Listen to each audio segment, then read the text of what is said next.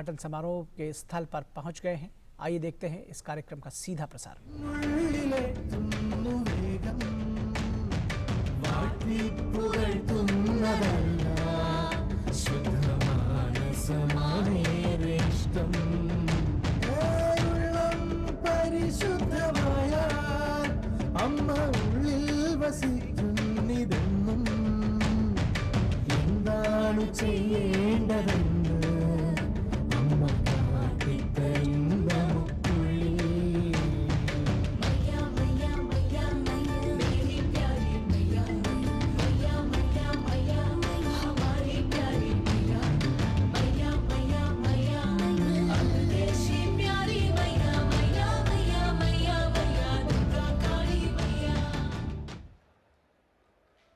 माता अमृतानंदमयी मठ के इतिहास में इस स्वर्णिम अवसर पर आप सबका सादर स्वागत एवं अभिनंदन।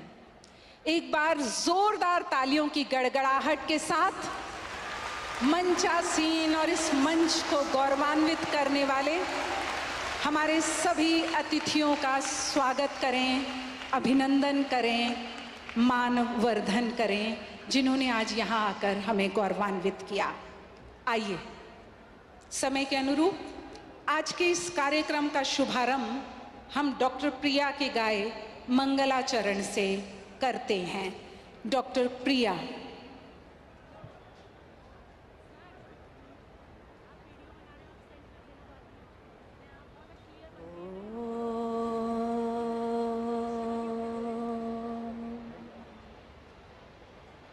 ध्यायामो धवलावकुण्डनवती तेजोमयीं नैष्टिकीं स्निग्धापाङ्गविलोकिनीं भगवतीं मन्दस्मित श्रीमुखीं वात्सल्यामृतवर्षिणीं सुमधुरं संकीर्तनालापिनीं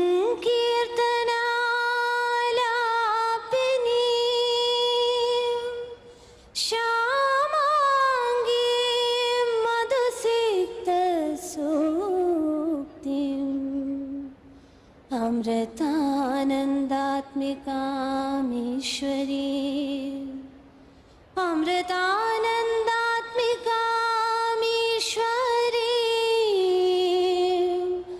अमृतानन्दात्मिका ईश्वरी।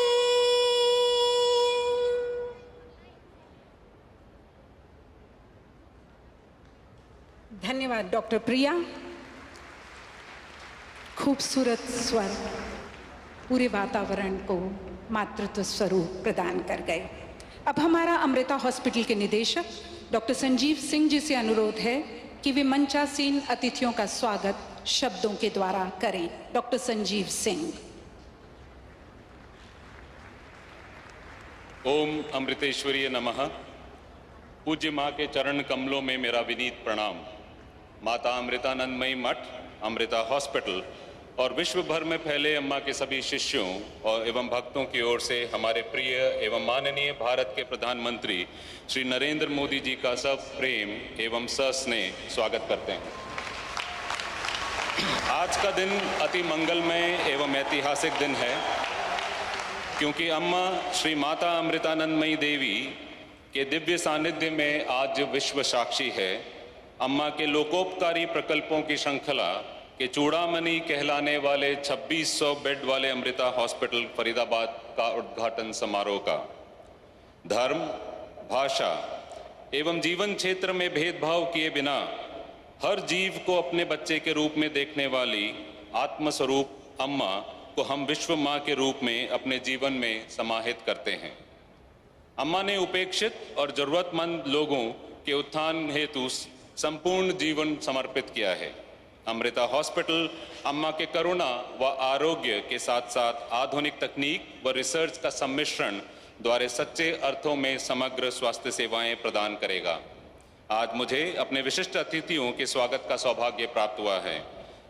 हम स्वागत करेंगे अपने चहेते भारत के विश्व शिखर पर ले जाने वाले विश्व में लोकप्रिय भारत के माननीय प्रधानमंत्री श्री नरेंद्र मोदी जी का। आज अमृता हॉस्पिटल के उद्घाटन हेतु यहाँ पधारने के लिए आपका करबद्ध धन्यवाद। हम स्वागत करते हैं हरियाणा के महामहिम श्री बंडारू दत्तात्रेय जी का।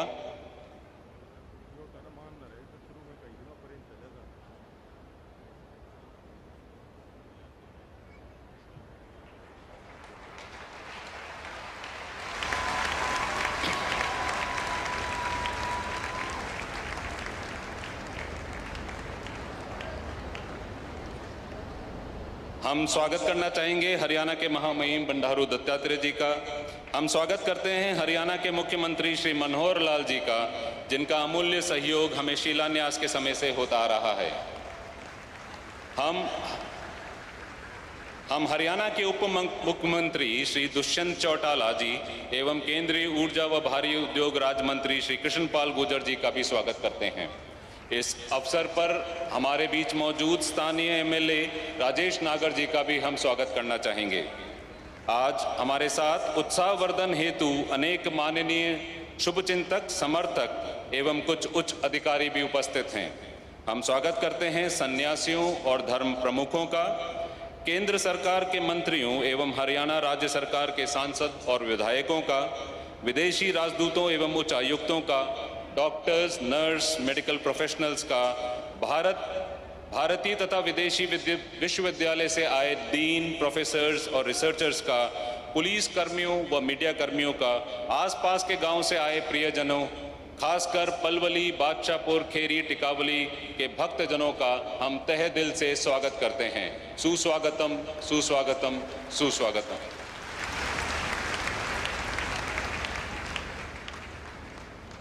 धन्यवाद डॉक्टर सिंह। मुझे लगता है एक बार जोरदार तालियां पूरे मंच के लिए, हाथ उठाकर अभिनंदन, स्वागत, अभिनंदन। अब मंचासीन विश्व में लोकप्रिय, जो जितने जमीन पर चलते हैं, जिनकी सोच उतनी ही ऊपर चलती है, वे जो इस भारत को विश्व गुरु बनाने के लिए हर कदम अंत्योदय के तहत लेते हैं, आपसे हमारा विनम्र अनुरोध।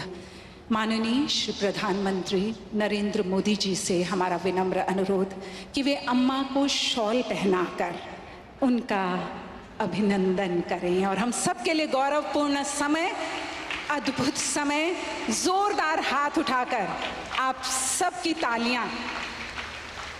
प्रधानमंत्री जी देखिए, अपने स्थल पर उन्होंने अपने शूज, स्लीपर्स उतारे और अम्मा को माल्यार्पण किया। ये है भारतीय संस्कृति, ये है भारतीय परंपरा। और आपके हाथ की तालियां जरा हाथ उठाकर, दो दिव्य शक्तियों का मिलन है आज। एक जिनका प्रेम हम सबके जीवन को बदल रहा है और एक जिनकी सोच भारत को विश्व गुरु बनाने जा रही है। आइए अब हम मंच पर अपनी प्यारी अम्मा को और उनसे ये भक्तिपूर्वक अपेक्षा रखते हुए हृदय की गहराइयों से हम उनसे अनुमोदन करना चाहेंगे कि वे अपने ज्ञानपूर्ण शब्दों से हमारे जीवन को प्रकाशित करें। एक बार जोरदार तालियों के बीच हम चाहेंगे अम्मा हमारे जीवन को प्रकाशित करें।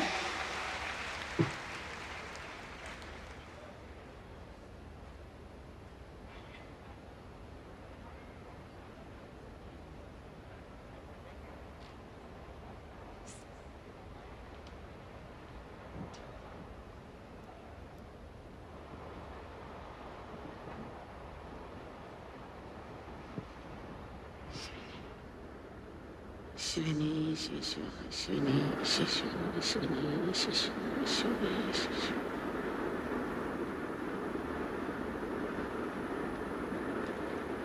प्रेम स्वरूपी और आत्म स्वरूपी आप सभी के प्रणाम।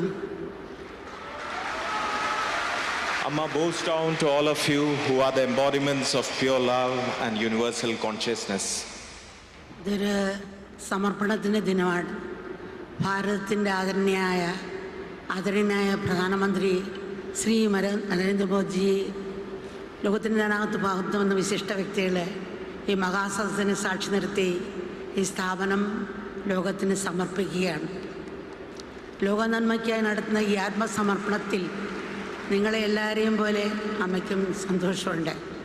ഈ അവസരത്തിൽ നമ്മുടെ ഹൃദയപൂർവ്വമുള്ള ഒരു പ്രാർത്ഥന ഇതാണ്: എല്ലാവരും ആരോഗ്യമുള്ളവരായിരിക്കട്ടെ, ആരും ഈശ്വരനെ മറക്കാതിരിക്കട്ടെ, എല്ലാവരും കഴിയുന്നത്ര സഹജീവികളെയും പ്രകൃതിയും സ്നേഹിക്കാനും സേവിക്കാനും കഴിയട്ടെ, ലോകത്തിലെല്ലാവർക്കും സുഖവും ശാന്തിയും ഉണ്ടാകട്ടെ, ലോകാസമസ്ത സുഖനോ ഭവന്തു എന്നുള്ള മന്ത്രം എല്ലാവരിലും ഉറയ്ക്കട്ടെ.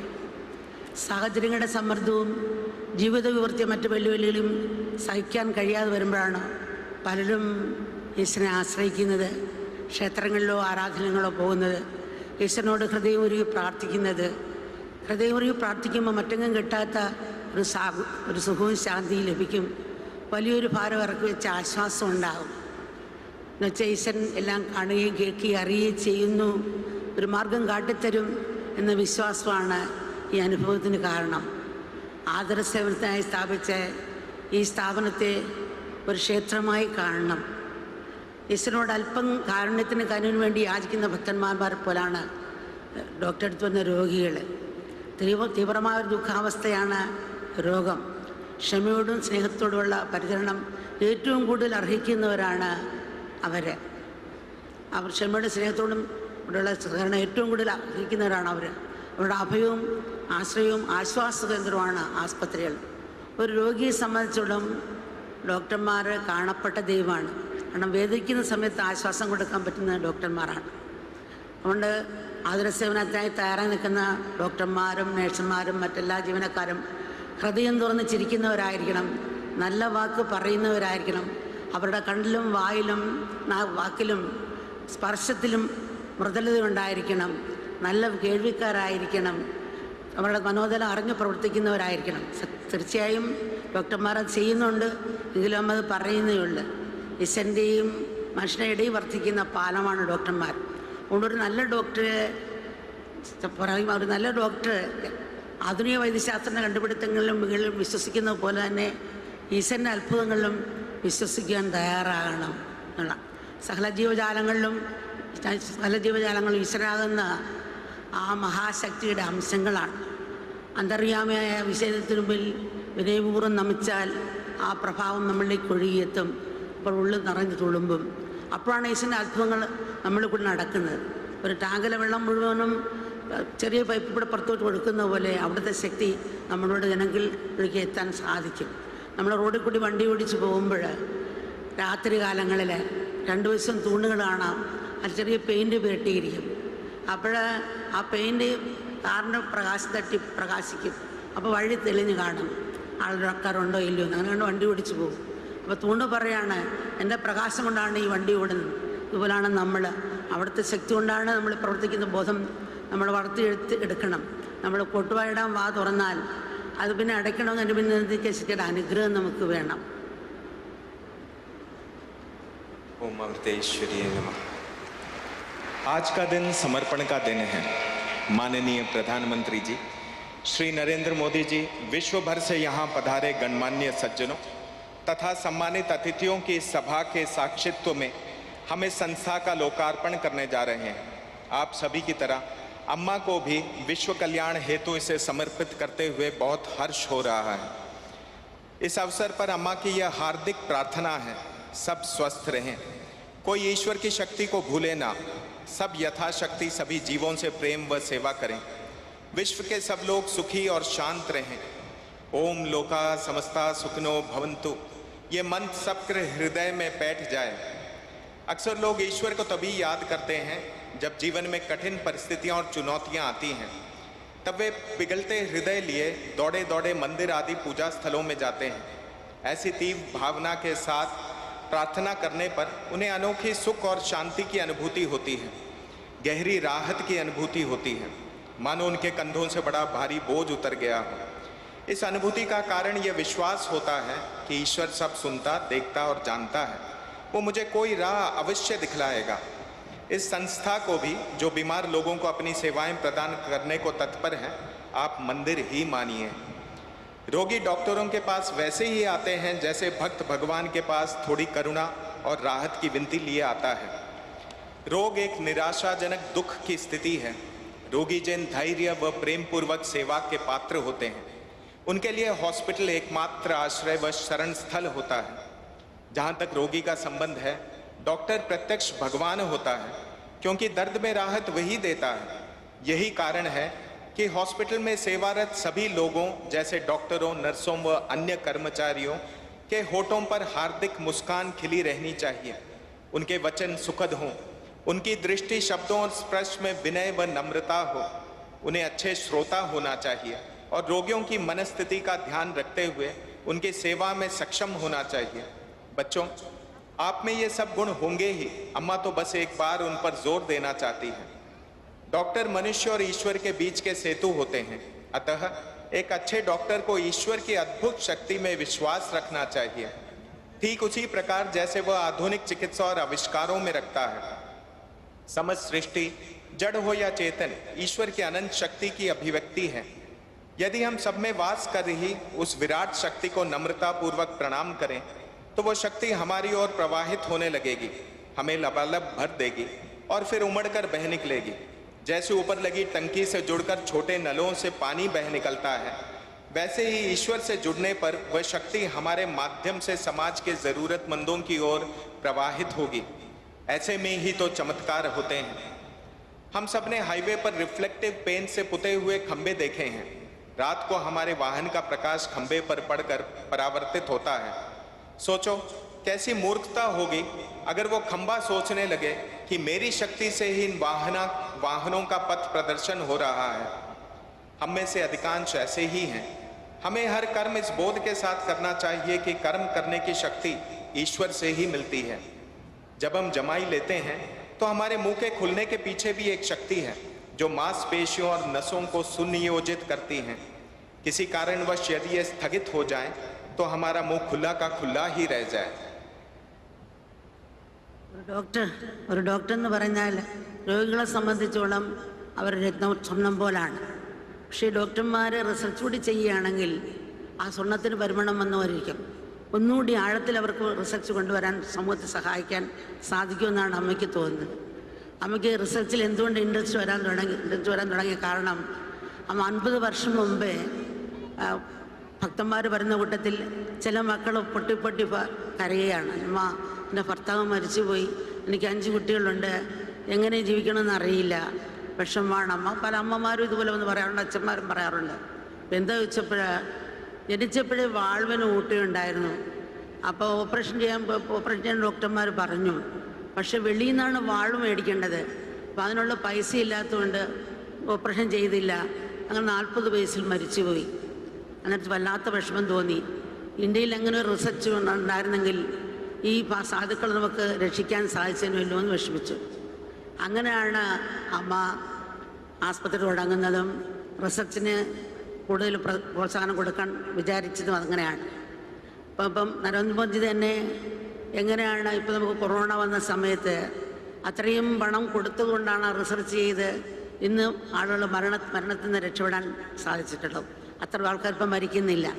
അതുപോലെ പല കാര്യങ്ങളിലും മറ്റ് ജനങ്ങളുടെ രോഗത്തിനെ ചികിത്സിക്കാൻ വേണ്ടിയും മറ്റു പല കാര്യങ്ങളും മോദിജി ചെയ്യുന്നുണ്ട്. അപ്പം അതിനെയും ജനങ്ങൾക്ക് കൂടുതൽ ഉപകാരപ്രദമാകണമെന്ന് പരമാത്മാവോട് തന്നെ പ്രാർത്ഥിക്കുകയാണ്. പിന്നെ ഇന്ന് നമ്മൾ ലോകത്തെ കാണുന്ന ഒരു വ്യവസായ ഉൽപ്പന്നം പോലാണ്, അല്ലാതെ വ്യവസായ ഉൽപ്പന്നം പോലാണ്, അല്ലാതെ ഒരു കുടുംബമായിട്ടല്ല. ഈ മനോഭാവത്തോട് നോക്കുമ്പം അതിരുകളില്ലാത്ത വളർച്ചയാണ് നമ്മൾ പ്രതീക്ഷിക്കുന്നത്. പക്ഷെ അത്തരം വളർച്ച എപ്പോഴും പ്രയോജനപ്പെടണമെന്നില്ല. ഉദാഹരണത്തിന് ക്യാൻസർ സെല്ല് പരിധിയില്ലാതെ വളരുന്നത് അതുകൊണ്ടാണ് വ്യക്തിയുടെ നാശത്തിന് കാരണമാകും. അതുപോലെ സമൂഹത്തിന് തകാത്ത വളർച്ച ഒരു ശക്തിന് ശരിയായ വളർച്ചയല്ല എന്നുള്ളതാണ്. കാരണം ഇവിടെയാണ് മൂല്യത്തിൻ്റെ പ്രസക്തി. അത് മൂല്യമില്ലാതെ വളർച്ച സിമെൻറ്റഡാ കെട്ടുന്ന ഗോപുരം ആയിരിക്കും. മൂല്യം എന്ന് പറയുന്നത് ആധ്യാത്മികം കൊണ്ടിരിക്കുന്നതാണ്. അതെന്ന് വെച്ചാൽ നമ്മളെ ജീവിക്കാനുള്ള വിദ്യാഭ്യാസം, ജീവിതത്തിനുള്ള വിദ്യാഭ്യാസം, പഠിപ്പിന് വേണ്ടി പഠിക്കണം, ജോലി മേടിക്കണം. പിന്നെ അതിനൊത്ത് ലോകത്തിൻ്റെയും ലോക വസ്തുവിൻ്റെയും സ്വഭാവം, മനസ്സിൻ്റെ വികാരം ഇപ്പറ്റി പഠിക്കണം. പറയും ഇന്ന് എവിടെ പോയാലും ഇൻ്റർനെറ്റിന് കണക്ഷൻ ഉണ്ടോ എന്ന് വെച്ച് ഭയങ്കര മരണപ്രാണം പിടിക്കുന്ന കാണാം കുഞ്ഞുങ്ങൾ. പക്ഷേ ഇൻ്റർനെറ്റിലേക്ക് നമ്മൾ പോകുന്നില്ല, അതിൻ്റെ കണക്ഷൻ ശരിയാക്കുന്നില്ല. അതാണ് മനസ്സിൻ്റെ എയർ കണ്ടീഷൻ. മറ്റ് പരിസ്ഥിതി എയർ കണ്ടീഷൻ, ഇത് മനസ്സിൻ്റെ എയർ കണ്ടീഷനാണ്. അപ്പോൾ ഇതാണ് നമ്മുടെ ആധ്യാത്മിക എന്ന് പറയുന്നത്. അപ്പം നമ്മൾ സാധാരണ ഒരു സൂപ്പർ മാർക്കറ്റിൽ പോകുമ്പോൾ നമ്മൾ സാധാരണ ജീവിതത്തിൽ എങ്ങനെയാണെന്ന് വെച്ചാൽ ഇപ്പോൾ ഓരോ വീടുകളും സൂപ്പർ മാർക്കറ്റായി തീർന്നു, അവന് ഓരോ വരുത്തുമ്പോൾ സൂപ്പർ മാർക്കറ്റായി തീർന്നു. നമ്മളെ കാന്തം പോലെ ആകർഷിച്ചുകൊണ്ടിരിക്കുകയാണ് ഓരോന്നും, നമ്മളെ മാടി മാടി വിളിക്കുകയാണ്. ഈ ആഗ്രഹങ്ങളുടെ പുറകെ പോയാൽ ഒരിക്കലും 100% ശാന്തി കിട്ടിയില്ല. അത് ആകാശത്തൊട്ട് കക്ഷത്ത് വയ്ക്കുന്ന പോലാണ്. ആഗ്രഹങ്ങളും ആവശ്യവും രണ്ടും വ്യത്യാസമുണ്ട്. ഇപ്പോൾ 10 ലക്ഷം ഡോളറിൻ്റെ വാച്ചിട്ടാലും 10 ലക്ഷം രൂപയുടെ വാച്ചിട്ടാലും സമയം അറിയും, 1000 രൂപയുടെ വാച്ചിട്ടാലും സമയം അറിയും. അപ്പോൾ ഇതുപോലാണ് ആഗ്രഹവും ആവശ്യം തമ്മിലുള്ള വ്യത്യാസം. അപ്പോൾ ഇത് മനസ്സിലാക്കി നമ്മൾ ലോകത്തിൻ്റെ സ്വഭാവത്തെ മനസ്സിലാക്കി നമ്മൾ ജീവിച്ചാൽ തീർച്ചയായിട്ടും മുന്നോട്ട് മറ്റുള്ളവരെ സഹായിക്കാൻ സാധിക്കുമെന്നാണ് നമുക്ക് തോന്നുന്നത്. സാധാരണ ഒരു പുഷ്പത്തിൻ്റെ മണം അത് വീശുന്ന ദിശയിലേക്ക് മാത്രമേ പോകുള്ളൂ. സ്നേഹത്തിൻ്റെയും സേവനത്തിൻ്റെയും പരിമണം അത് എല്ലായിടത്തും ഒരേപോലെ പടരുമെന്നാണ്. ഇത് പറയുമ്പോൾ ഒരു സംഭവം നമ്മൾ ഓർക്കുകയാണ്. 50 വർഷം 60 വർഷം മുമ്പേ 55 വർഷം മുമ്പേ 1 കിലോമീറ്റർ അപ്പുറത്തുള്ളൊരു ഹോസ്പിറ്റലുണ്ട്. അവിടെ ഇളയ സഹോദരനെ കൊണ്ടുപോയി. അവിടെ ചെന്ന് കയറുമ്പം ഒരമ്മ, 40 വയസ്സുള്ള അമ്മ, മൂത്രത്തിൽ കല്ല് വന്ന് മൂത്രം പോകാതെ കിടന്ന് വെളിവെക്കുകയാണ്. കിടന്നിങ്ങനെ ഉരുളുകയാണ്. ചുറ്റും കുറച്ച് പേര് കൂടി നിൽപ്പുണ്ട്. അപ്പം ഞാൻ ഇളയ ആങ്ങളെയും കൊണ്ട് ഡോക്ടറെ അടുത്ത് പോയി. തിരിച്ചു വരുമ്പോഴും ഒരു വെളിവെച്ചുകൊണ്ട് ഉരുളുകയാണ്. അപ്പോൾ എന്താണെന്ന് വെച്ചപ്പോൾ അന്നത്തെ കാലത്ത് ഒരു സൂചി കൊണ്ടാണ് എല്ലാവരും ഇഞ്ചക്ഷൻ എടുക്കുന്നത്. ആ സൂചി ഒരാൾക്ക് എടുക്കും, പിന്നെ ചൂടുവെള്ളത്തിൽ തിളപ്പിക്കും, പിന്നെ അടുത്ത ആൾക്ക് എടുക്കും, പിന്നെയും ചൂടുവെള്ളത്തിൽ തിളപ്പിക്കും. പക്ഷേ കറണ്ട് ഇല്ലെങ്കിൽ പിന്നെ ആർക്കും ഇഞ്ചക്ഷൻ എടുക്കില്ല. പിന്നെ ഇഞ്ചക്ഷൻ എടുക്കണമെങ്കിൽ രോഗികളാണ് മേടിച്ചു കൊടുക്കേണ്ടത്. 10 പൈസയാണ് സ്പിരിറ്റ്. അത് മേടിച്ചു കൊടുത്താൽ ആ സൂചി കഴിയിട്ടാണ് ഇഞ്ചക്ഷൻ എടുക്കുന്നത്. ഈ സ്ത്രീക്ക് 10 പൈസ ഇല്ലാത്തതുകൊണ്ടാണ് ആ 4 മണിക്കൂർ മൂത്രം പോകാതെ കിടന്ന് വെളിവെച്ചത്. അപ്പോൾ ഇത് ഓരോന്ന് നമ്മൾ മനസ്സിലാക്കണം. മറ്റുള്ള ഇതെടുക്കുമ്പോഴും മറ്റുള്ള ലോകത്തേക്ക് ഒന്ന് ചുറ്റും നോക്കുന്നത് നല്ലതായിരിക്കും നമുക്ക് തോന്നുന്നു. ഒരു കുഴിയേര ഇണചേരുന്ന കുട്ടികളെ സൃഷ്ടിക്കുന്നു, മരിക്കുന്നു. അതിനപ്പുറം നമ്മളെന്ത് ചെയ്യുന്നു? കുഴിയേര പിന്നെയും മണ്ണിന് വളമാകുന്നു. നമ്മൾ മരിക്കുമ്പോൾ ഭൂമി കെമിക്കലിടും, അല്ലെങ്കിൽ അന്തരീക്ഷ പുകം കൊടുക്കും. ഇതാണ് നമ്മൾ ജീവിക്കുമ്പോൾ എടുത്ത് നശിപ്പിച്ചും പോവുകയാണ് നമ്മൾ ചെയ്യുന്നത്. അപ്പോൾ അത് മനസ്സിലാക്കി നമുക്ക് എന്ത് ചെയ്യാം? സനാതനത്തിൽ സൂര്യന് മെഴുതിയുടെ ആവശ്യമില്ല. സിട്ടി സിട്ടാവൻ രണ്ടല്ലാന്ന് എപ്പോഴും പറയും. ഒരു പ്ലെയിൻ്റെ എഞ്ചിൻ കേടാലും പറക്കാൻ പറ്റില്ല, സ്കൂളിലും പറക്കാൻ പറ്റിയില്ല. അതുപോലെ എല്ലാത്തിനെയും ഈശ്വരനായി കണ്ട് സ്നേഹിക്കാനും സേവിക്കാനാണ് നമ്മൾ സനാതനം പഠിപ്പിച്ചിട്ടുള്ളത്. വലത് ഇടത് തലോടുന്ന പോലെ ആ ഒരു ഭാവത്തിലാണ് സനാതനം നമ്മളെ പഠിപ്പിച്ചിരിക്കുന്നത്. അപ്പം ഈ ജീവിതം ഒരു നെറ്റ്വർക്ക് പോലാണ്. ഈ പ്രപഞ്ചത്തിനൊരു താളമുണ്ട്, ഈ വിശ്വത്തിനും അതിലെ സകല ജീവിക്കും തമ്മിൽ അഭേദ്യമായ ബന്ധമുണ്ട്. പരസ്പരം ബന്ധപ്പെട്ട് കിടക്കുന്ന നെറ്റ്വർക്ക് പോലാണ് വിശ്വം. 4 പേര് ചേർന്ന് പിടിച്ചിരിക്കുന്ന ഒരാളുടെ കോണിൽ ചലനമുണ്ടായാൽ അങ്ങനെ തരംഗം എല്ലായിടവും പ്രതിഫലിക്കും. അതുപോലെ നമ്മൾ അറിഞ്ഞോ അറിയാതെയോ ഒറ്റയായോ കൂട്ടമായോ ചെയ്യുന്ന എല്ലാ കർമ്മങ്ങളും ഈ പ്രപഞ്ചമാകുന്ന ഒരാളുടെ കൊണ്ട് പ്രതിഫലിക്കുന്നുണ്ട്. അതുകൊണ്ട് അവരും മാറി നമ്മൾ മാറി നടക്കില്ല. അവർ മാറി നമ്മൾ മാറിയാൽ ഈ മാറ്റം കൊണ്ടുവരാൻ നമുക്ക് സാധിക്കും. ജീവിതത്തിൽ ഏറ്റവും വലിയ നഷ്ടം സേവനം ചെയ്യാനുള്ള അവസരം പാഴാക്കുന്നതാണ്. ലോകം മുഴുവൻ ഉറ്റുനോക്കുന്നതും ഒരു വേഴാമ്പലിനെ ദാഹിച്ചു കഴിയുന്നതും നിസ്വാർത്ഥ സേവനം ചെയ്യാനുള്ള സന്മനസ്സുള്ളവർക്ക് വേണ്ടിയാണ്. നമ്മൾ ഈ ഭൂമിയുടെ മാറിൽ മുറിപ്പാടുണ്ടാക്കി പോകേണ്ടവരല്ല, ഭൂമിയുടെ മുടിയിൽ പൂക്കൾ ചാർത്തി പോകേണ്ടവരാണ്. ആ നിഷ്കളങ്കയുടെയും നിസ്വാർത്ഥയുടെയും ഈ പുഞ്ചിരിയുടെ പൂക്കൾ ഒരിക്കലും വാടാതെ കൊഴിയാതെ നിലനിൽക്കാൻ നമുക്കെല്ലാവർക്കും കഴിയട്ടെ. അങ്ങനെ കൃപ എല്ലാവരെ അനുഗ്രഹിക്കട്ടെ. നമസ്കാരം.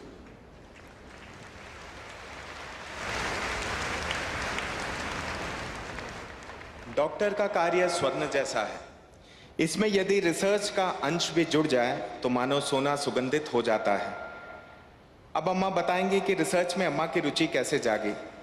लगभग 40 वर्ष पूर्व कई महिलाएं अम्मा के पास आकर रोती थी, कहती थी मेरे पति को जन्मजात हार्ट के वाल्व की बीमारी थी। चूंकि विदेशों से वाल्व आयात करना बहुत महंगा पड़ता, उनका उपचार न हो सका। परिणाम स्वरूप 40 वर्ष की आयु में ही उनके हार्ट अटैक से मृत्यु हो गई। भारत में जब सस्ते दाम वाला चित्रा वाल्व बना तो यह बड़ी महत्वपूर्ण खोज थी। जिससे आम आदमी के लिए हृदय की शल्य चिकित्सा सुलभ हो गई। बाद में जब कोच्चि में हमारा अस्पताल खुला तब हम बहुत से निःशुल्क व कम लागत में ऑपरेशन कर पाए। अम्मा ने स्वयं ऐसे कई लोगों को देखा है जो इस सर्जरी के बाद 70 या उससे अधिक उम्र तक जी पाए। अम्मा के मन में विचार उठा कि काश ऐसा आविष्कार पहले हुआ होता, भारत में अच्छा रिसर्च हुआ होता। भारत के माननीय प्रधानमंत्री श्री नरेंद्र मोदी जी के द्वारा भारत में रिसर्च को जो प्रोत्साहन दिया गया है वह सराहनीय है।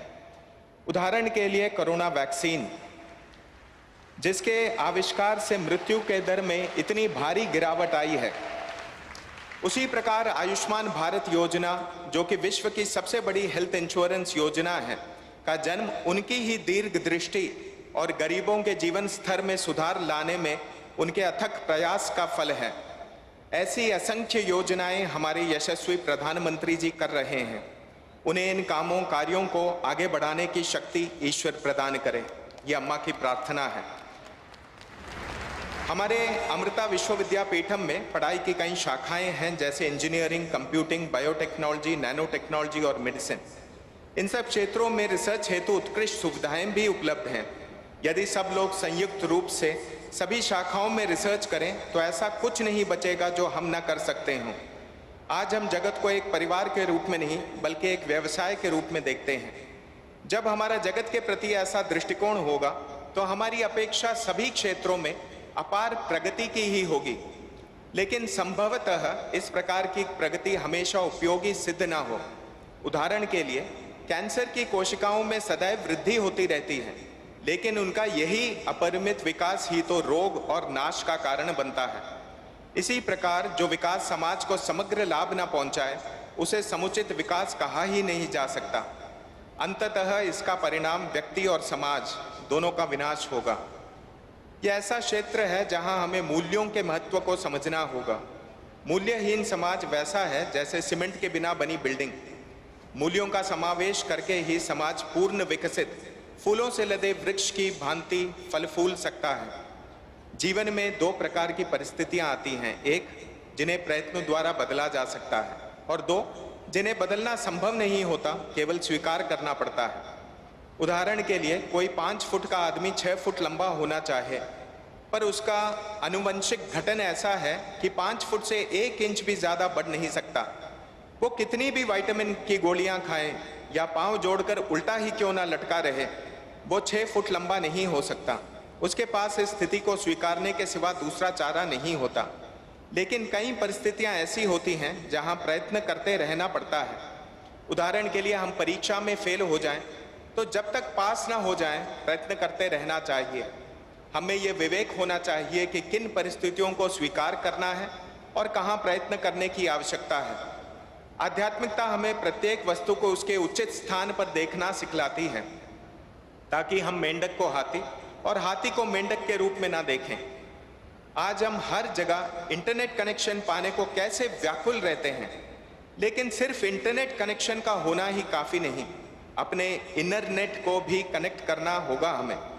यहाँ आकर हमें आध्यात्मिकता के महत्व को समझना होगा। इससे भीतरी जगत एयर कंडीशन होता है, जबकि शेष सारा ज्ञान बाहरी स्थितियों को ही एयर कंडीशन करता है। किंतु मन की एयर कंडीशनिंग ना हुई तो हम कभी सुख शांति का अनुभव नहीं कर पाएंगे। आजकल हर कमरा मानो एक सुपरमार्केट सा बन गया है। उंगलियों की नोक पर सुपरमार्केट्स रखी हैं जो लुबा लुबा कर कहती हैं आइए आइए, चुंबक की तरह अपनी ओर खींचती हैं। परिणाम यह कि हम हमेशा बाहर ही देखते रहते हैं और यूं ही अधिकाधिक चीजें इकट्ठी करते करते थक हार जाते हैं। आकाश को लपेटकर अपनी कांख में दबाने की कोशिश करना असंभव है। आज हम अधिकांश समय अपनी आवश्यकताओं की पूर्ति करने नहीं बल्कि इच्छाओं के पीछे भागते बिताते हैं। इच्छाएं और आवश्यकताएं दोनों अलग हैं। उदाहरण के लिए 1000 रुपए की घड़ी और 1 लाख रुपए की घड़ी समय तो एक सा ही दिखाती हैं। अम्मा के कहने का तात्पर्य यह बिल्कुल नहीं कि आप घड़ी ना पहने, लेकिन हाँ इतना ध्यान रखें कि वासना पूर्ति से हमें कभी पूर्ण शांति या संतृप्ति नहीं मिल सकती। फूल की सुगंध सदा हवा की दिशा में ही बहती है, किंतु प्रेम और सेवा की सुगंध सब दिशाओं में समान रूप से बहती है। अम्मा को अपने बचपन की एक घटना याद है जो लगभग 58 वर्ष पूर्व घटी होगी। जब अम्मा 10 वर्ष की थी तो अम्मा का 5 वर्षीय भाई बीमार हो गया। अम्मा उसे लगभग 1 किलोमीटर दूर छोटे से दवाखाने में लेकर गई। वहां रोगियों को भर्ती करने के लिए कमरे नहीं थे, बस एक डॉक्टर और 2-3 नर्सें ही थी। उस दवाखाने पहुंचे तो एक महिला को बरामदे में लोट लोट कर जोरों से रोते चिल्लाते देखा। कुछ लोग उसे घेरे खड़े थे। अम्मा ने उसे भीतर जाते और बाहर निकलते समय भी पीड़ा में लोटते देखा। जब अम्मा ने उसके रोने का कारण पूछा तो लोगों ने बताया कि उसके किडनी में पथरी थी, इसलिए असह्य पीड़ा के चलते मूत्र का निकास नहीं हो रहा था। उन दिनों हॉस्पिटल सबको इंजेक्शन लगाने के लिए एक ही सिरिंज का प्रयोग करते थे और कभी कभी उसे स्टेरलाइज करने के लिए एक हीटर पर उबलते पानी में डाल देते थे। बिजली ना होती तो यह हीटर भी ना चलता और इंजेक्शन देना बंद करना पड़ता था। ऐसे में रोगी 10 पैसे में, केवल 10 पैसे में अल्कोहल की छोटी सी शीशी लाकर नर्स को देता ताकि सुई को स्टेरलाइज करके उसे इंजेक्शन लगा दे। वो महिला पीड़ा में इसलिए लौट रही थी क्योंकि उसके पास अल्कोहल की शीशी खरीदने के लिए 10 पैसे भी नहीं थे और पीड़ा सहने के सिवा कोई चारा नहीं था। अम्मा की जन्मदात्री माँ दमयंती अम्मा ने अम्मा को अपने भाई को 2 डोसे और 1 कप चाय ले देने के लिए 15 पैसे दिए थे। अम्मा ने चुपचाप उसमें से 10 पैसे उस महिला को दे दिए और शेष 5 पैसों से अपने भाई को 1 डोसा ले दिया और चाय की जगह थोड़ा सा पानी पिला दिया। कितने ही लोग ऐसे हैं दुनिया में जिनके पास कुछ नहीं है और कष्ट में हैं। अम्मा के कानों में आज तक उस गरीब महिला की चीखें गूंजती हैं। तो कुछ भी करते समय हम हमेशा जगत के बारे में तनिक सोचें।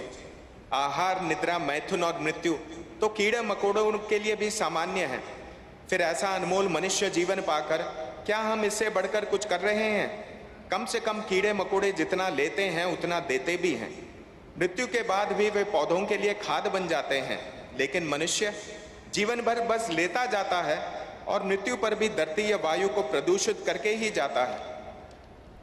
जैसे सूर्य को राह दिखाने के लिए मोमबत्ती की आवश्यकता नहीं होती, वैसे परमात्मा को भी हमसे कुछ नहीं चाहिए। सनातन धर्म के अनुसार सृष्टा और सृष्टि में कोई भेद नहीं, तो हमें समूची सृष्टि में ईश्वर तत्व का दर्शन करते हुए सबसे समान रूप से प्रेम व आदर करना चाहिए। सृष्टि की हर चीज में एक लय ताल है। संपूर्ण जगत और उसके हर प्राणी के बीच एक अटूट संबंध है। इस जगत के तार एक विशाल तंत्र की तरह परस्पर जुड़े हैं। जैसे किसी नेट को एक तरफ से पकड़कर हिलाएं तो उसकी तरंगे सब और महसूस की जा सकती हैं, उसी प्रकार जाने अनजाने हमारे भी सभी कर्मों की प्रतिध्वनि संपूर्ण सृष्टि में होती है। हम अलग थलग पड़े हुए द्वीप नहीं, एक ही श्रृंखला की कड़ियां हैं। हम दूसरों के बदलने की राह देखते रहेंगे तो कुछ नहीं होगा। पहले हम स्वयं को बदलने की कोशिश करें, फिर हमें देखकर दूसरे भी हमारा अनुकरण करेंगे। बच्चों, सेवा का कोई अवसर हाथ से जाने ना दो। जिनके हृदय में निस्वार्थ सेवा का भाव होता है, संपूर्ण जगत उन्हें आदर की दृष्टि से देखता है। हमें धरती माता पर घाव के निशान छोड़कर नहीं, बल्कि उसके केशों को फूलों से सजाकर जाना है।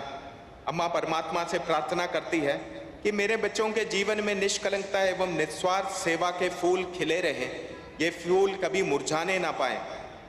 यदि हम चाहते हैं कि हमारे कर्मों का वांछित फल मिले तो उसके लिए 3 चीजें आवश्यक हैं: उचित समय, स्वप्रयत्न और ईश्वर कृपा।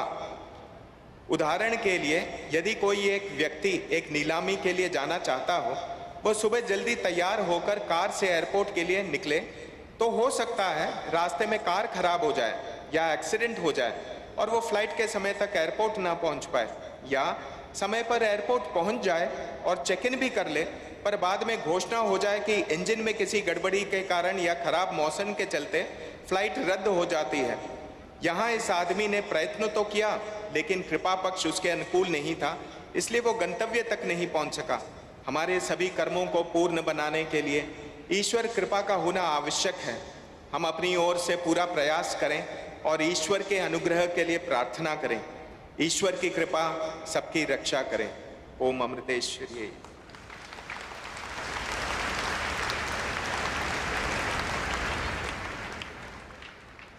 कितना दिव्य ज्ञान हमारी प्यारी अम्मा।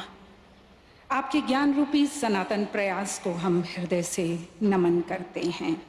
हमें आशीर्वाद दीजिए कि हॉस्पिटल के हम सभी कार्यकर्ता आपकी प्रेरक दृष्टि, प्रेम, करुणा एवं समर्पण और निस्वार्थता को याद रखते हुए आपके दिखाए हुए मार्ग पर चल सकें। अब मंच पर हरियाणा के लोकप्रिय माननीय मुख्यमंत्री श्री मनोहर लाल जी से हमारा विनम्र अनुरोध है कि कृपया आप यहाँ उपस्थित सभा को संबोधित करें, आप सबकी करतल ध्वनि के मध्य।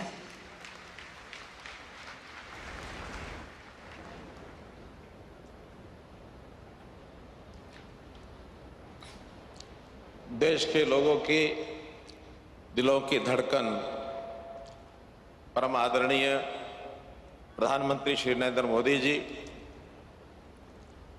आध्यात्मिकता की प्रतिमूर्ति, हम सबकी प्यारी पूज्य माँ श्री माता अमृतानंदमयी देवी अम्मा जी, माननीय राज्यपाल श्री बंडारू दत्तात्रेय जी, उप मुख्यमंत्री श्री दुष्यंत चौटाला जी, माननीय केंद्रीय बिजली एवं भारी उद्योग राज्य मंत्री श्री कृष्णपाल जी, माता अमृतानंदमयी मठ के उपाध्यक्ष स्वामी अमृत स्वरूपानंद जी, उपस्थित सभी महानुभाव, भाइयों बहनों, आज का ये अवसर बहुत ही विशेष एक अवसर है, बहुत महत्व का अवसर है।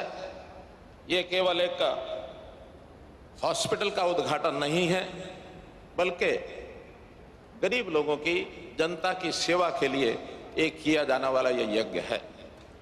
ये धरती बाबा फरीद की धरती फरीदाबाद, जिसमें पूज्य माता अमृतानंदमयी अम्मा जी के चरण कमल पड़े हैं, आपके ही आशीर्वाद से यहाँ नर सेवा के नए प्रकल्प अमृता अस्पताल का शुभारंभ माननीय प्रधानमंत्री जी के कर कमलों से होने जा रहा है।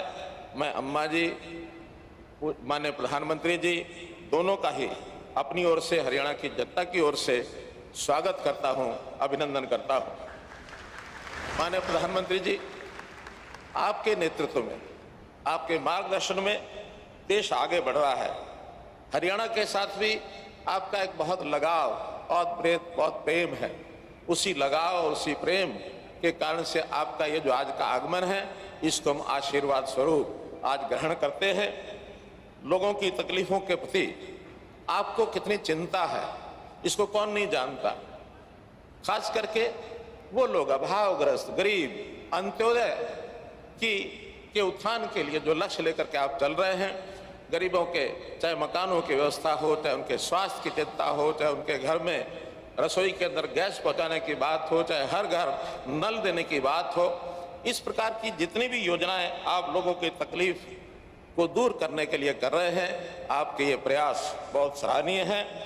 भारतवासी सभी आपके इन कामों को देखते हैं तो उनके मन में एक हिम्मत और एक विश्वास जागता है और निश्चित रूप से वो सोचते हैं कि हाँ, हमारे पीछे, हमारी पीठ पर कोई खड़ा है, हमारे देश के प्रधानमंत्री नरेंद्र मोदी हमारे पीछे खड़े हैं, तो उनका विश्वास और उत्साह ये जागता है। इसी कड़ी में आज अम्मा द्वारा ये जो हॉस्पिटल बनाया जा रहा है, 130 एकड़ का ये हॉस्पिटल है। मुझे याद है कि 2016 में जब इसका शिलान्यास हुआ था, उस समय अम्मा ने हमको निमंत्रण दिया था। उस समय तक हमको जानकारी नहीं थी, लेकिन वो जो एक उस समय लगाया गया पौधा आज एक इतना बड़ा वटवृक्ष के रूप में, अस्पताल के रूप में ये खड़ा हुआ है। न केवल अस्पताल, बल्कि यहाँ एक नर्सिंग कॉलेज, एक मेडिकल कॉलेज 150 सीटों का, लगभग 2600 बेड का ये हॉस्पिटल है। 550 बेड आईसीयू के होंगे। तो इतना बड़ा ये विशाल वटवृक्ष, शायद भारतवर्ष का इतना बड़ा ये पहला अस्पताल है, पहला ये प्रकल्प है। इतना बड़ा भारतवर्ष में शायद भी कोई और होगा। तो आपने इस अस्पताल के माध्यम से जो अपने बच्चों के ऊपर हाथ रखा है, जो उनकी स्वास्थ्य की चिंता की है, ये प्रधानमंत्री जी के स्वस्थ भारत की जो हमारी कल्पना है, उस कल्पना को निश्चित रूप से आगे बढ़ाएगा। हम हरियाणा के लोग इससे लाभान्वित होंगे। मैं हरियाणा की ओर से माता श्री अमृतामयी अम्मा जी का भी अभिनंदन का आभार प्रकट करता हूं कि उन्होंने दक्षिण भारत के बाद उत्तर भारत में फरीदाबाद को चुना। इसके लिए मैं उनका विशेष आभारी हूं। माननीय प्रधानमंत्री जी के हाथों आज ये जो प्रकल्प शुरू हो रहा है, ये उसी कड़ी को और आगे बढ़ाएगा कि देश में जैसे कोविड के समय प्रधानमंत्री जी के नेतृत्व में हम सब लोगों ने मिल करके एक लड़ाई लड़ी, उसको हराया है और आपके मार्गदर्शन में हम उसमें सफल हुए हैं। निश्चित रूप से इस प्रकार का ये जो प्रकल्प आगे कभी भी कोई स्वास्थ्य की दृष्टि से चैलेंज आता है तो इसका बहुत बड़ा योगदान इस अस्पताल को होगा। हम हरियाणा सरकार की ओर से भी स्वास्थ्य सेवाओं में जो वृद्धि कर रहे हैं वो भी बहुत उल्लेखनीय है। आपने आह्वान किया कि हर जिले में एक मेडिकल कॉलेज होना चाहिए, क्योंकि डॉक्टर्स की आपूर्ति अपने आप में बड़ा एक चैलेंज है। 2014 में जब हमने सत्ता संभाली थी, मात्र 7 मेडिकल कॉलेज उस समय चल रहे थे, 700 मेडिकल की सीटें थी। आज हमने उसमें 6 मेडिकल कॉलेज की वृद्धि और की है। इस समय 13 मेडिकल कॉलेज हो गए हैं, जिसमें 150-1600 जो MBBS के डॉक्टर्स ये प्रवेश प्राप्त कर रहे हैं। और न केवल इतना ही, 8 मेडिकल कॉलेज, और मैं उसमें आज इस मेडिकल कॉलेज का भी नाम जरूर जोड़ना चाहूँगा कि अब 9 मेडिकल कॉलेज पाइपलाइन में और हो गए हैं। इन सब के बनने के बाद हर जिले में मेडिकल कॉलेज हो जाएगा और लगभग 2800 मेडिकल के जो छात्र हैं MBBS के, वो इसमें शिक्षा प्राप्त करेंगे और हरियाणा की प्रदेश की आपूर्ति तो हो ही जाएगी, और भी जहाँ कहीं डॉक्टर्स की आवश्यकता महसूस होगी, निश्चित रूप से सेवा के काम में ये लोग आगे बढ़ेंगे। हम लोगों ने आयुष्मान भारत, जो आपका एक बहुत बड़ा सपना है, प्रधानमंत्री जन आरोग्य योजना, जिसके अंदर अभी तक हरियाणा के 10.5 लाख परिवार उसमें सम्मिलित थे, हमने उसका दायरा बढ़ाया है प्रदेश सरकार की ओर से। उसमें और एक 11 लाख परिवारों को जोड़ करके लगभग 21.5 लाख परिवारों को उसका लाभ हम देने जा रहे हैं, ताकि गरीब आदमी को आवश्यकता पड़ने पर उसका लाभ 5 लाख रुपए प्रति वर्ष, ये जो उनको एक सहायता राशि का आश्वासन है, कि उनको मिल सके और उनका लाभ पहुंचा सके। आज मैं पुनः आपके यहाँ आगमन पर और इस इतने बड़े प्रयास जो माता अमृतामयी अम्मा जी, जिनको हम कहते हैं, इनके पैतरों से, वास्तव में ही अम्मा हम सबकी माँ हैं। सब आपके माँ श्री आपके सब बच्चे हैं। आपका आशीर्वाद इन बच्चों पर बना रहे। पुनः प्रधानमंत्री जी का, अम्मा जी का बहुत बहुत आभार, बहुत बहुत अभिनंदन करता हूँ। धन्यवाद।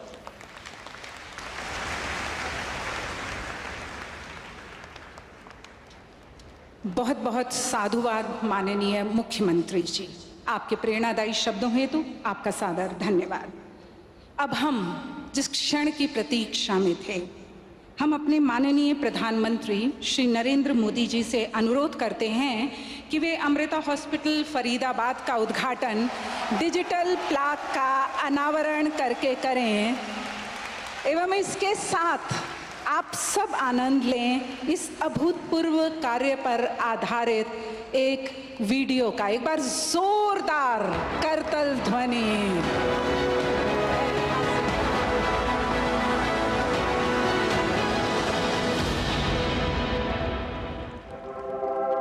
भारत के माननीय प्रधानमंत्री श्री नरेंद्र मोदी जी अम्मा के दिव्य सानिध्य में माननीय महामहिम बंडारू दत्तात्रेय एवं हरियाणा के मुख्यमंत्री श्री मनोहर लाल जी की उपस्थिति में अमृता हॉस्पिटल फरीदाबाद का उद्घाटन कर रहे हैं।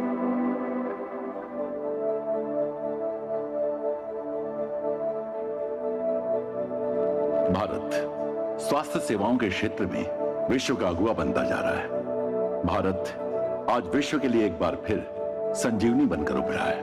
प्रधानमंत्री श्री नरेंद्र मोदी जी के नेतृत्व में स्वास्थ्य सेवाएं हर गांव, हर शहर पहुंच रही हैं, घर घर पहुंच रही हैं। प्रधानमंत्री जी ने देश में जो स्वास्थ्य क्रांति की मशाल जलाई है, उसकी रोशनी देश ही नहीं विदेशों तक पहुंच रही है। उनकी इस तपस्या में उनके साथ हमेशा खड़ा रहा है अमृता हॉस्पिटल्स। 25 से अधिक वर्षों से अमृता हॉस्पिटल हमारे जीवन को उत्कृष्ट बनाने की दिशा में अग्रिम तकनीकी और नवीन चिकित्सा पद्धतियां अपनाकर उत्कृष्ट स्वास्थ्य सेवाओं में अग्रगामी रहा है। अपनी परंपरा का पालन करते हुए हमारी संस्थापिका अम्मा श्री माता अमृतानंदमयी देवी के आशीर्वाद से फरीदाबाद हॉस्पिटल का शिलान्यास 9 मई 2016 में माता अमृतानंदमयी मठ के उपाध्यक्ष तथा अमृता विश्वविद्यापीठम के अध्यक्ष स्वामी अमृत स्वरूपानंदपुरी की उपस्थिति में हरियाणा के मुख्यमंत्री श्री मनोहर लाल खट्टर जी के हाथों हुआ। अब हम आपके सम्मुख देश का सबसे बड़ा प्राइवेट हॉस्पिटल लेकर आ रहे हैं।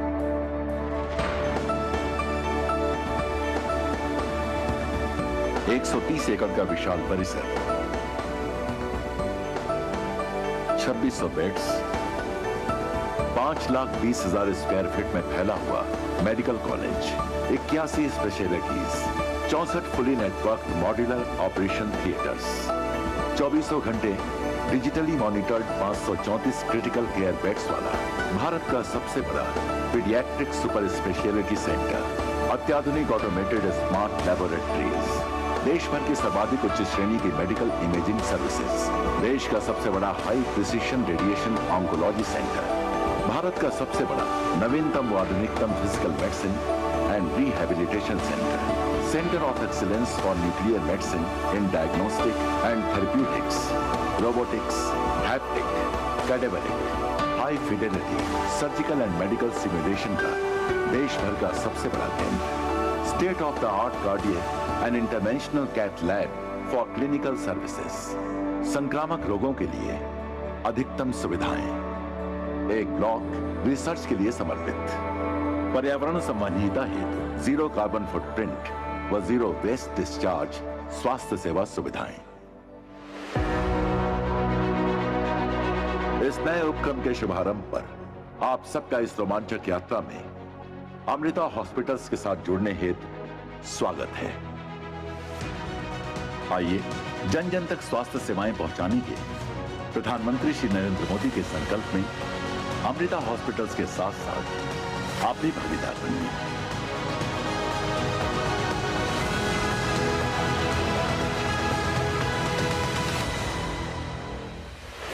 Amrita hospital, sector 88। बिना कहे हमने उम्मीद रखी थी कि हम तालियों की गड़गड़ाहट का आप सबसे उम्मीद रखने के लिए कहेंगे, लेकिन आपकी हाथ की करतल ध्वनि ने इस पूरे वातावरण को स्पंदित कर दिया। एक बार जोरदार तालियां इस खूबसूरत अभियान के आरंभ की। अद्भुत, कितना मंगलमय, कितना ऐतिहासिक क्षण। और अब संपूर्ण विश्व में लोकप्रिय अंत्योदय योजना को और उसकी भावना को हम सबके जीवन में भरने वाले हमारे माननीय प्रधानमंत्री श्री नरेंद्र मोदी जी से हमारा करबद्ध अनुरोध है कि आप अमृता हॉस्पिटल एवं संपूर्ण राष्ट्र को लेकर हम सभी के साथ अपनी दूरदर्शिता को साझा करें। माननीय प्रधानमंत्री श्री नरेंद्र मोदी जी।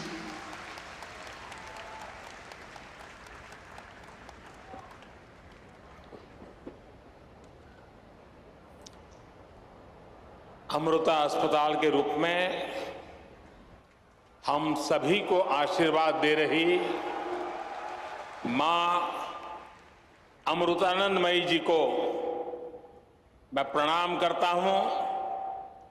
स्वामी आत्मा स्वरूपानंदपुरी जी, हरियाणा के राज्यपाल श्री बंडारू दत्तात्रेय जी, मुख्यमंत्री श्री मनोहर लाल जी,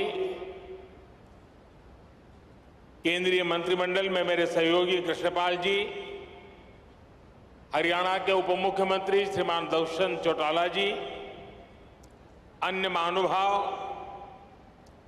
देवी और सज्जनों, अभी कुछ दिन पहले ही देश ने एक नई ऊर्जा के साथ आजादी के अमृत काल में प्रवेश किया है।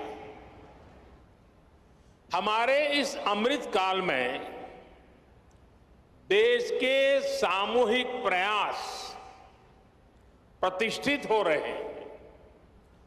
देश के सामूहिक विचार जागृत हो रहे हैं। मुझे खुशी है कि अमृत काल की इस प्रथम बेला में मां अमृतानंदमयी के आशीर्वाद का अमृत भी देश को मिल रहा है। अमृता अस्पताल के रूप में फरीदाबाद में आरोग्य का इतना बड़ा संस्थान प्रतिष्ठित हो रहा है।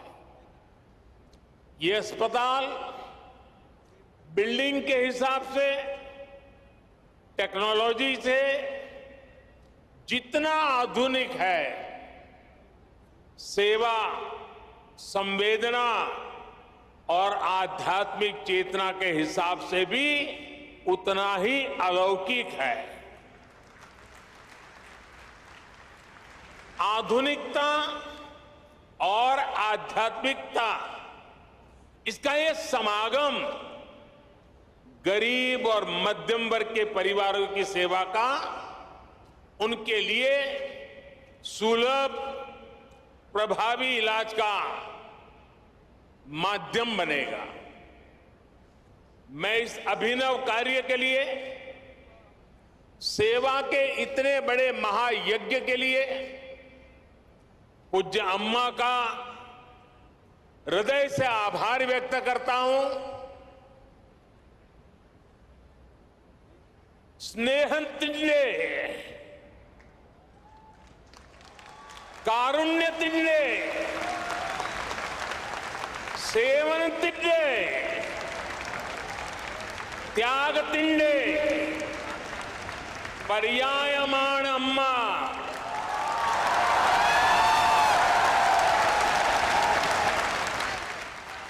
माता अमृतानंदमयी देवी भारतिंडे महत्ताय आध्यात्मिक परंपरा तिंडे नेरवकाशियाण।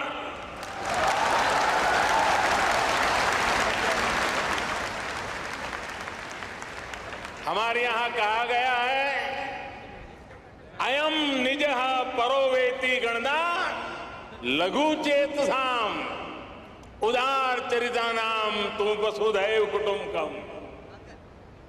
इन महाउपनिषद आशयमण अम्मयुड़े जीविता संदेशम।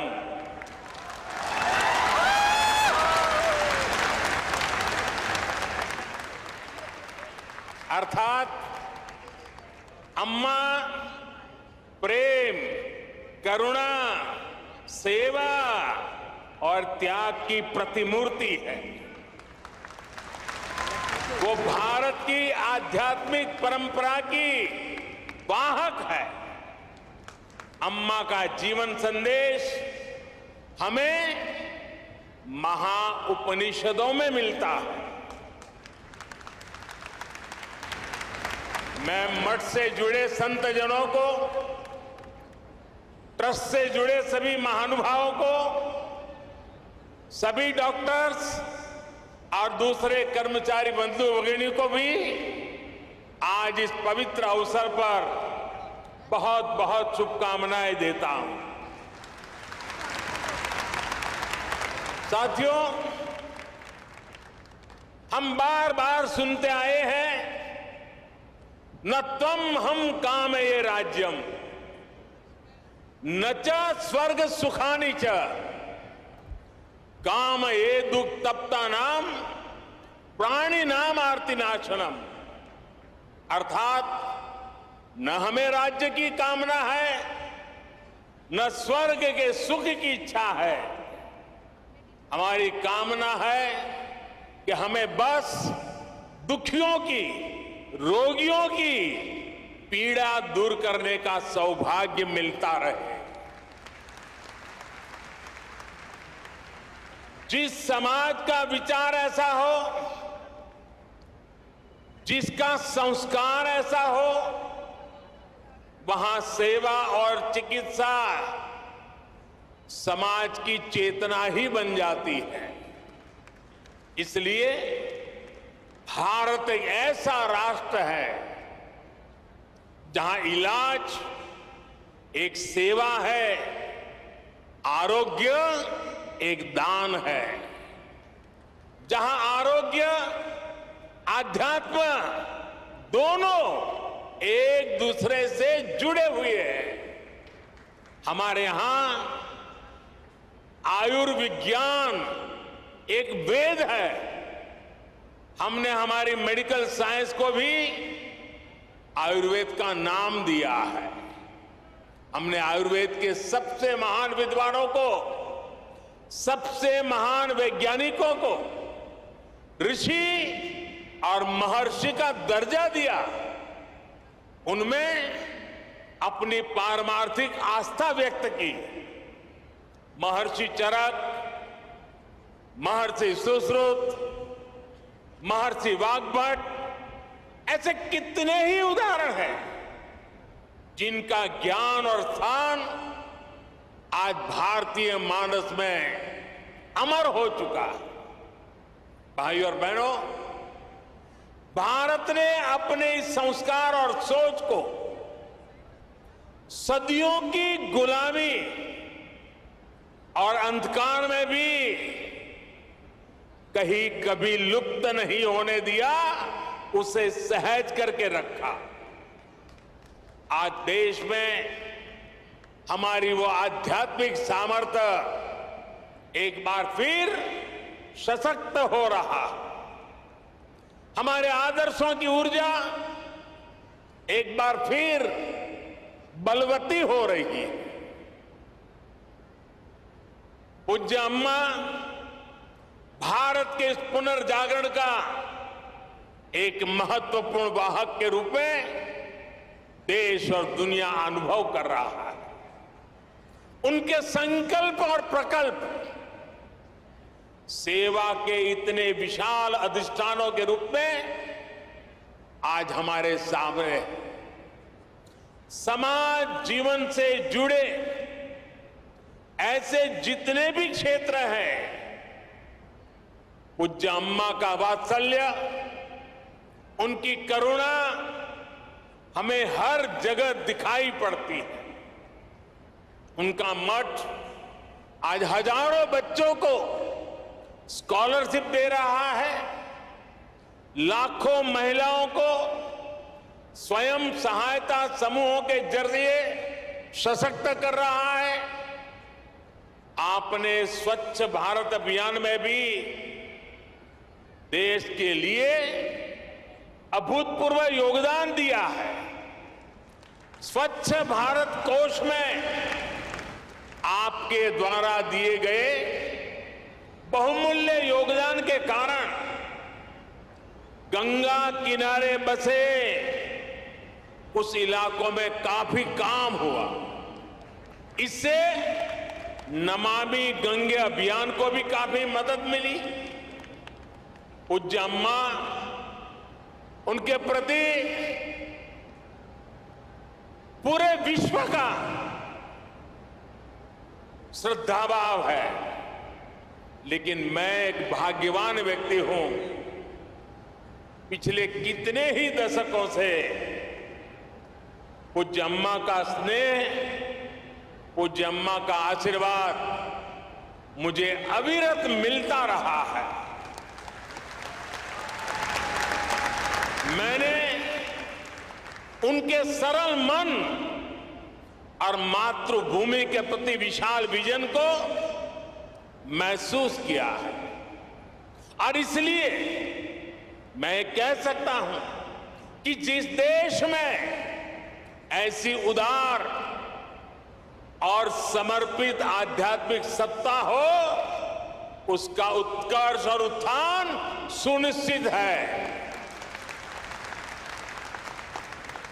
साथियों, हमारे धार्मिक और सामाजिक संस्थानों द्वारा शिक्षा, चिकित्सा से जुड़ी जिम्मेदारियों के निर्वहन की यह व्यवस्था एक तरह से पुराने समय का पीपीपी मॉडल ही है।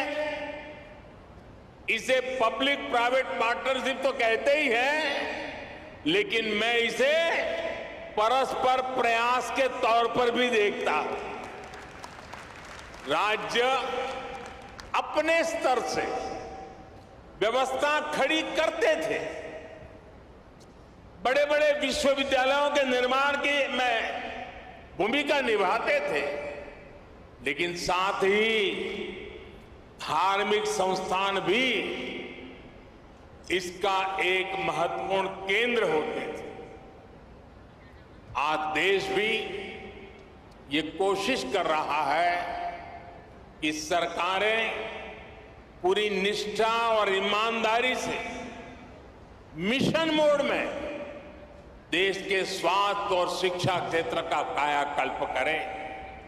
इसके लिए सामाजिक संस्थाओं को भी प्रोत्साहन दिया जा रहा है। प्राइवेट सेक्टर के साथ पार्टनरशिप करके प्रभावी पीपीपी मॉडल तैयार हो रहा है। मैं इस मंच से आह्वान करता हूं, अमृता हॉस्पिटल का यह प्रकल्प देश के दूसरे सभी संस्थाओं के लिए भी एक आदर्श बनेगा, आदर्श बन के उभरेगा। हमारे कई दूसरे धार्मिक संस्थान इस तरह के इंस्टीट्यूट चला भी रहे, कई संकल्पों पर काम कर रहे हैं।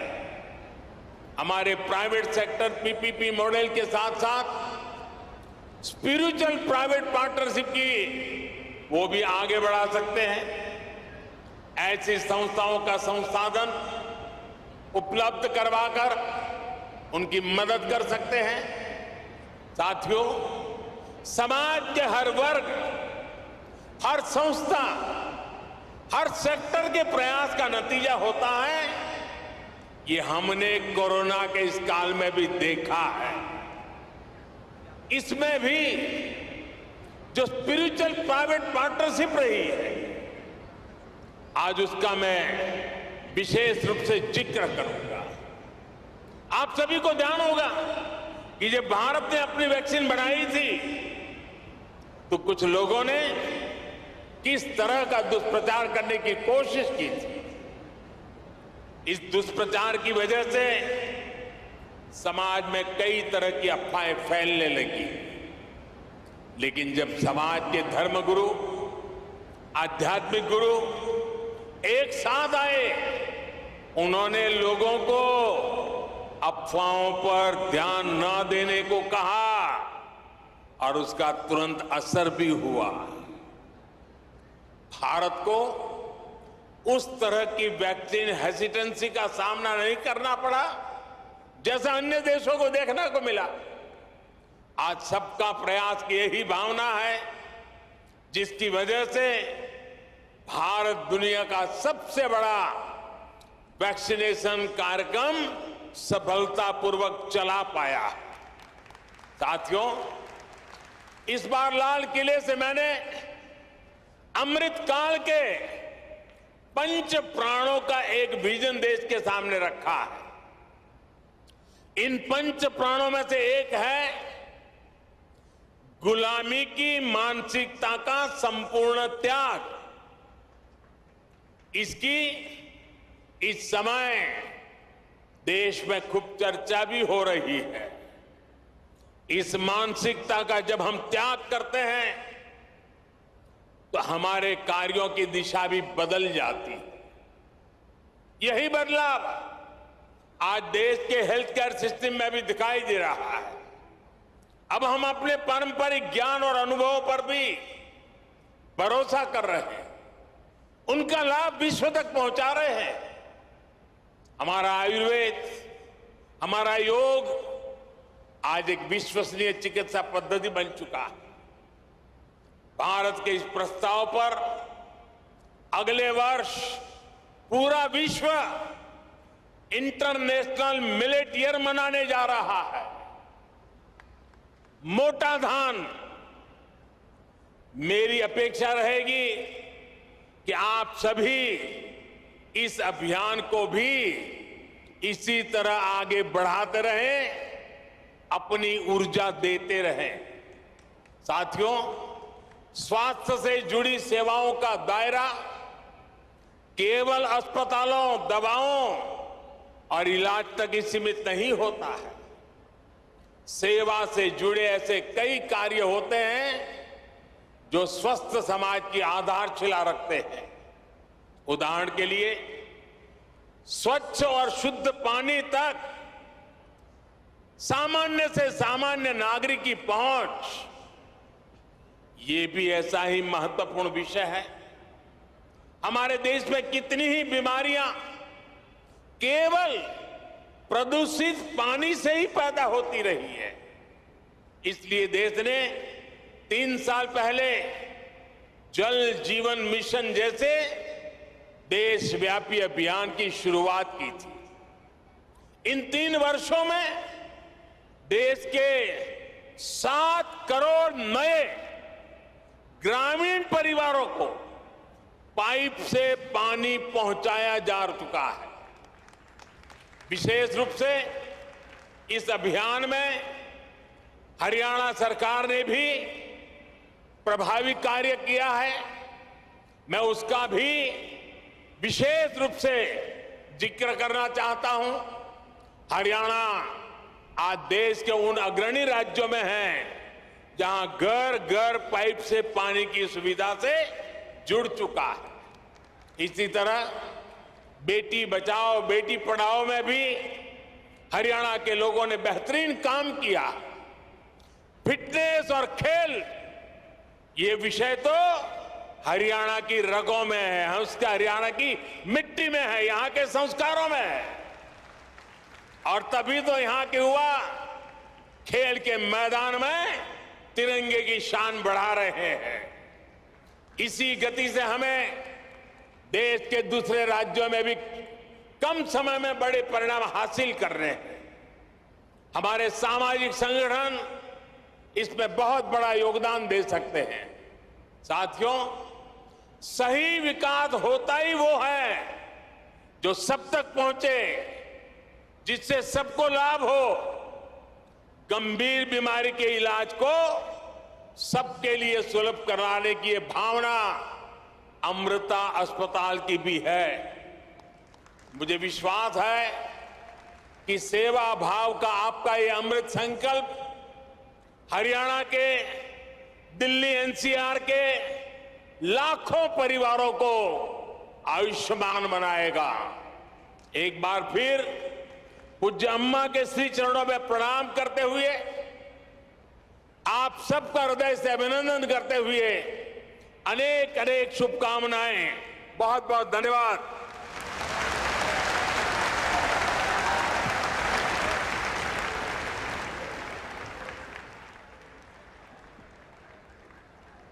माननीय प्रधानमंत्री जी, आपके इन प्रेरणादायी एवं चिंतनशील वचनों के लिए आपका अतिशय धन्यवाद।